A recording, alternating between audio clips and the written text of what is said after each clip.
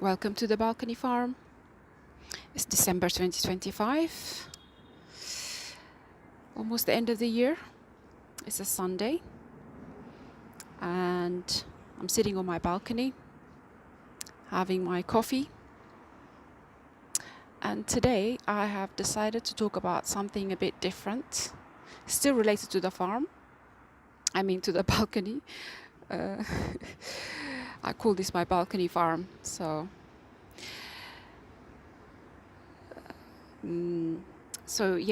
today's topic is about shared ownership and staircasing. And those in the UK will probably know what that is.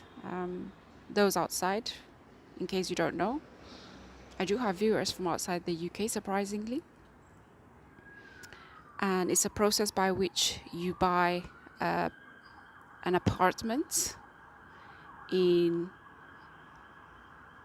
chunks. So you buy a certain amount to begin with, and you staircase up by chunks all the way up to 100%.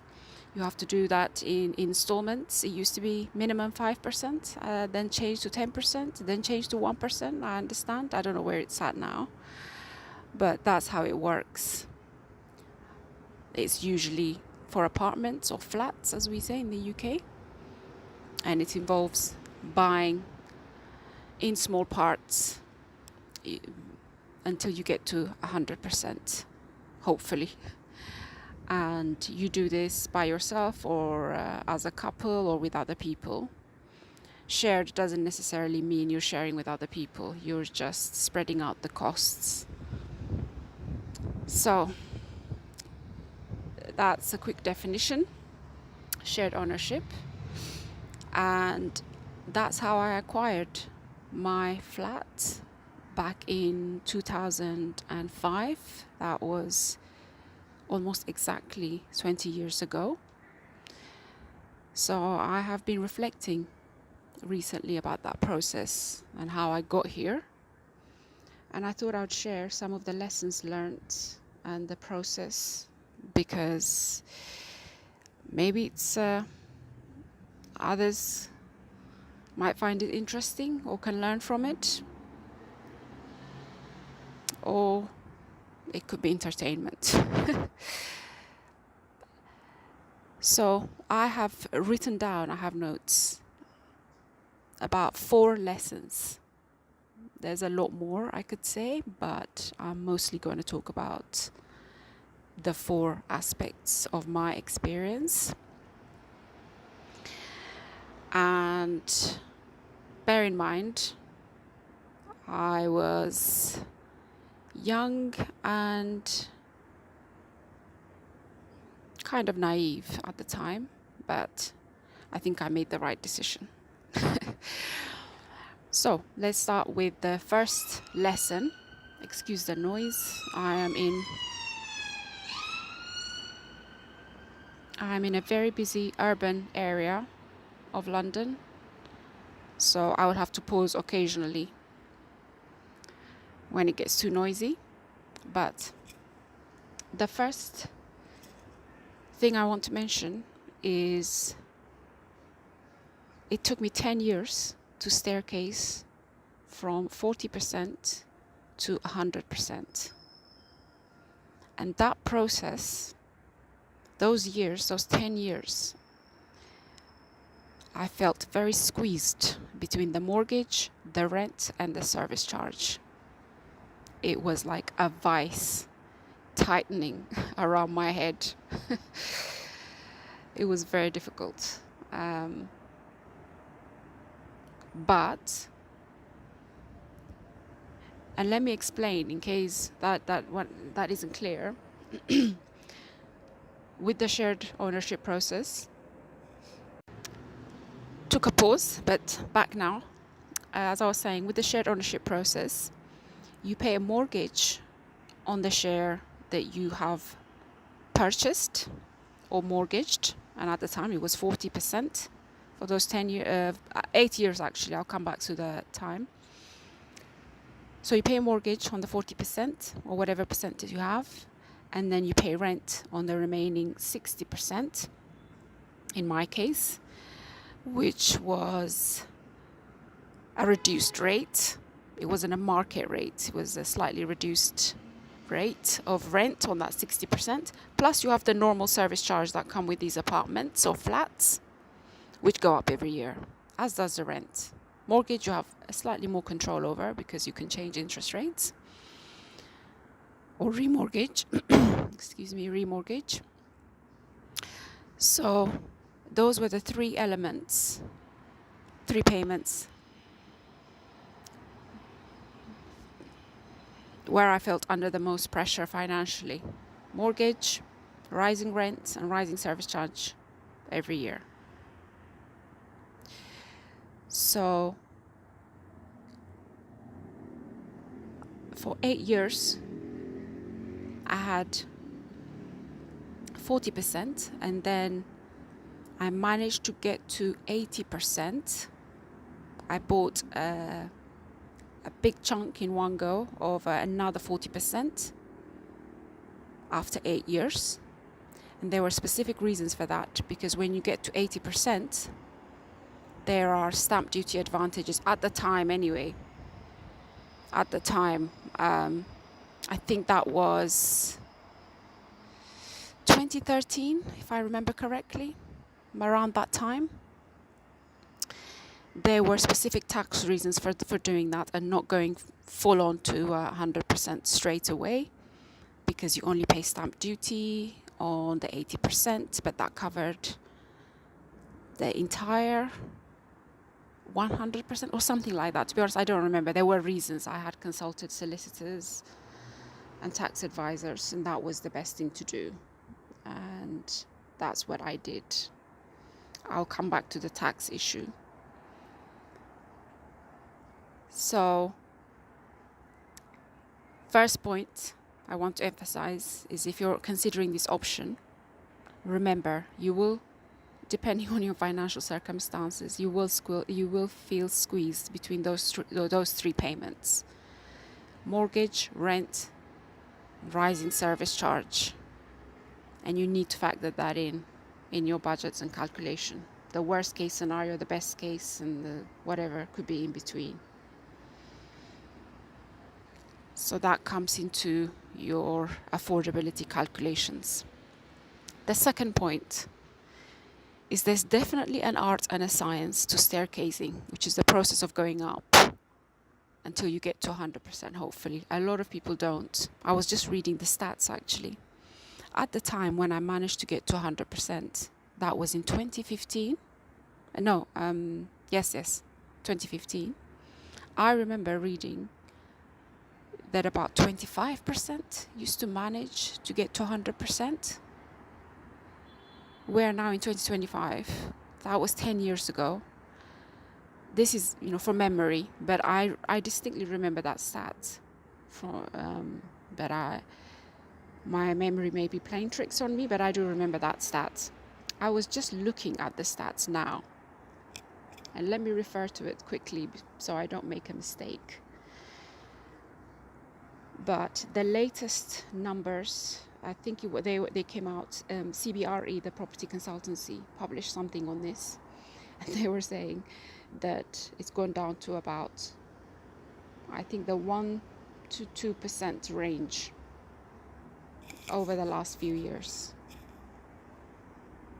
Quite shocking, but not so shocking at the same time, given the way things are. To go from about 25% to about 1%.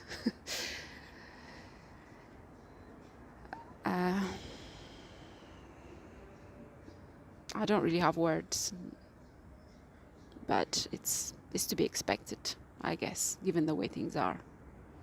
So fewer and fewer people are managing to staircase up to 100%, is what the data shows. Look it up. I will link it in this video. The CBRE, and also there was something published in Inside Housing that analyzed the CBRE publication and breaks it down.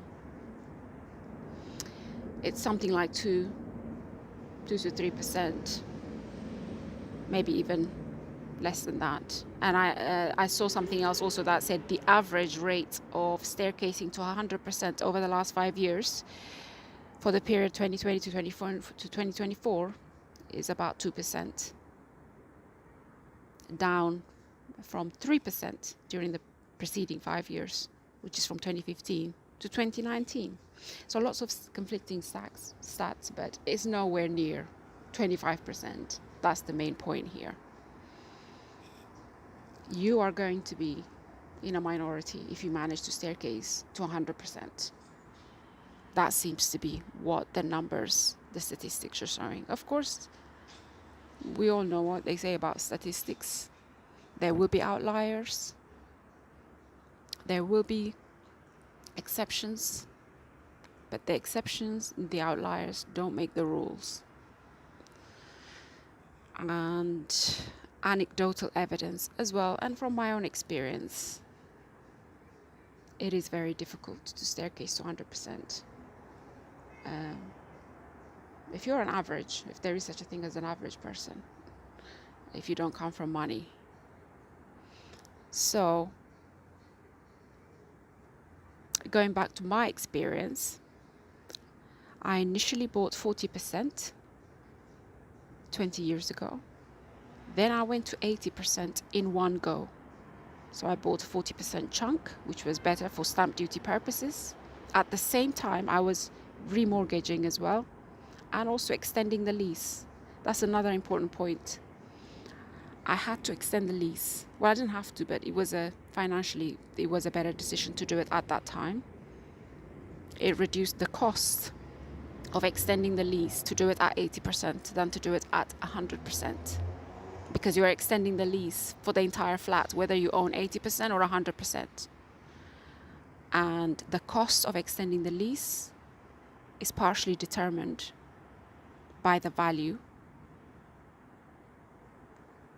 So I don't want to get bogged down into the detail of that, but just bear that in mind. When you are staircasing, factor in tax, stamp duty, and also think about extending the lease, because it may be financially, may make more sense to do it before you staircase up to 100%. And I was remortgaging at the time, so that allowed me to borrow more in order to cover the cost of extending the lease. And the bank was okay with that. They didn't even ask too many questions, which was surprising. And I gave them the estimates for the cost of extending the lease. And they were like, yep, here you go. No proof needed. No, nothing. They don't even know if I used it for that. I mean, presumably. Anyway, let's not go into that. So I remortgaged. I went to 80%. I went up to 80%, remortgaged, got some extra, borrowed a bit more to extend the lease by another 99 years, which was the maximum I could do at the time. And then about 2 or 3 years later, in 2015, I went up to 100%. And I think that was a very good decision, because that meant I was finally no longer paying rent on the percentage I didn't own, and just paid a mortgage. And of course the service charge is still there.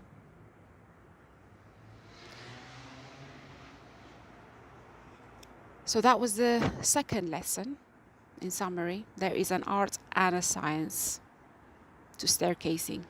It can get a bit complicated, but you need to get solicitors who have done this before, who know this area, so they don't mess you around. Don't waste your time on people who don't understand how this stuff works. Do some research to find solicitors who understand the market and can advise you on the tax implications and beyond. Really, who can help you with the financial planning as well, in case you need to borrow more, for example, to extend the lease, because it makes sense to do it all at the same time. Third lesson is the discipline and the sacrifices required to get to 100%. Again, this depends on your financial circumstances, but be prepared to make a lot of sacrifices and to stay laser focused on that goal of staircasing. The doom and gloom and the statistics will weigh on you. Maybe even don't even think about them, just focus. If that's your goal, just stay focused and do what you need to do to get there. It's not the end of the world if you don't. There is a resale market for partially owned flats, but it's a very narrow pool. It will make it difficult to sell your place. Of course, if you don't plan to sell, you plan to live in it for as long as possible, even renting it out, even getting permission to do things. I remember I was doing some redecoration while I still had, I think, maybe 80% or less than that. And the housing association I bought it from, the grief they gave me, what they tried to charge me just to get some redecoration done. Of course, I refused. At the time, they asked me to pay £70 just to apply for permission to redecorate. I said no. I said more than that, but the in summary, it was a no. And I made my case. There was lots of going back and forth, but I refused to pay, and I didn't pay. I did the redecoration. I did some retiling, some repainting. There was no justification whatsoever to pay that amount just to apply to redecorate and improve the flat. And that is what you will find in this world, is everybody's trying to get their cut, including the housing associations, who are meant to be the way they operate. Let me not go into that, because I will go into a rage about that. So let me not do that. But be prepared to fight your corner if you need to do some redecoration. That everybody will try and get their cut, including the housing association. But anyway, the third lesson is discipline and sacrifices. I had to pause briefly, and battery issues. But anyway, as I was saying, third lesson, discipline, sacrifices required, like most things in life, to get to 100% if that's your goal. If not, fine, do what you need to do, then get out of this market. But the fourth point I want to make is that I have no regrets whatsoever. In spite of the challenges and everything, I think it was a good decision, because it was the best option that I had at the time. I spent nearly a year looking for a place, and I really did try not to go down this route, but it just couldn't be done with my budget. I had to move away from North London, and I couldn't afford in any of the areas that I wanted to live in, and the other options I had were not good. So this was the best option at the time. And when you look at how things are now, it actually was a great time to buy, even if it was a shared ownership flat. I'm never going to get those set of circumstances again. There's no way I would be able to afford this place right now if I was buying it.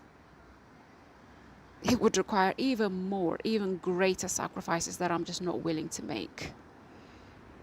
So, no regrets, but definitely lessons learned. And it was an experience, and I learned a lot from it. And I am happy with the choices I made and the things that I did to get to 100%. So those were my thoughts on shared ownership on my balcony farm.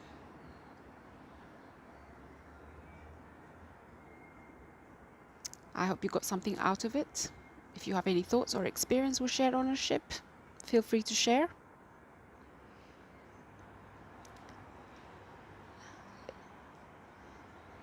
There aren't that many people. I don't think it's a very high portion of the housing stock in the UK, but there's a significant minority.